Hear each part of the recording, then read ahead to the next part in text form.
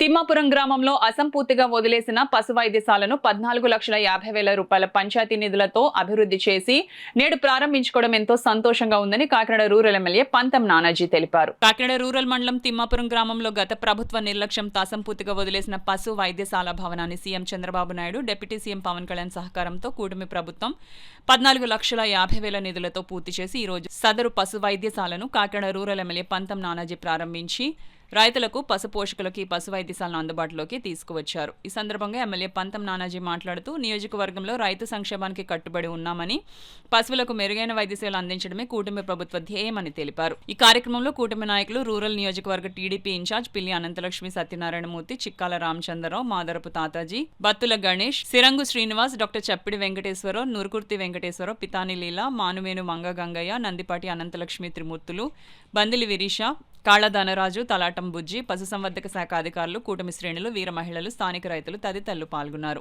చాలా చక్కగా జరుగుతుంది.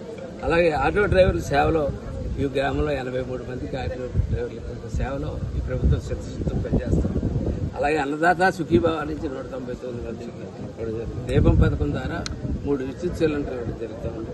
అలాగే శ్రీశక్తి ద్వారా ఉచిత బస్సు ప్రయాణం చేస్తా ఉన్నాం.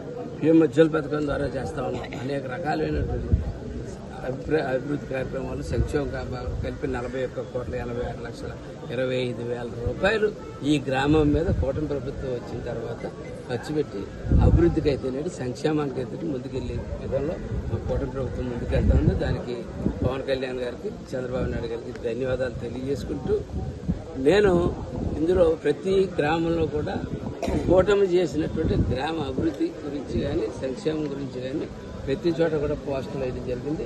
అలాగే మండల హెడ్ క్వార్టర్స్లో వేయడం జరిగింది. అలాగే కాన్స్టిట్యున్సీ అంతా కలిసి చేసింది 3 రకాలైనటువంటి పోస్టర్ రిలీజ్ చేయడం జరిగింది. దాంట్లో ప్రోటోకాల్ ప్రకారం, గవర్నమెంట్ ప్రోటోకాల్ ప్రకారం వచ్చింది. గ్రామాల్లో పెట్టుకునేది గ్రామస్తులు అక్కడ ఉన్నటువంటి నాయకులతో కలిపి ఆ సింబల్ వేయకుండా వేసుకోమని చెప్పి గవర్నమెంట్ సింబల్ వేసుకోమని చెప్పడం జరిగింది. అయితే నేను ఇవన్నీ ఎందుకు చెప్తా ఉన్నానంటే, గతంలో చేసిన అభివృద్ధికి మనం చేసిన అభివృద్ధికి తేడా ప్రజలకు తెలియాలనేటువంటి ఆలోచనతో అభివృద్ధి అయితే సంక్షేమం అయితే, గతంలో ఆ పిచ్చోడు నేను సంక్షేమం చేస్తాను అంటే మళ్ళీ మావిగాని చేసేస్తాను, సిద్ధి అప్పలరాజు కొడుకు 18 సంవత్సరాలు ఆడికి ఏం తెలుసు చచ్చిపోయినట్టు తప్పు అంటాడు.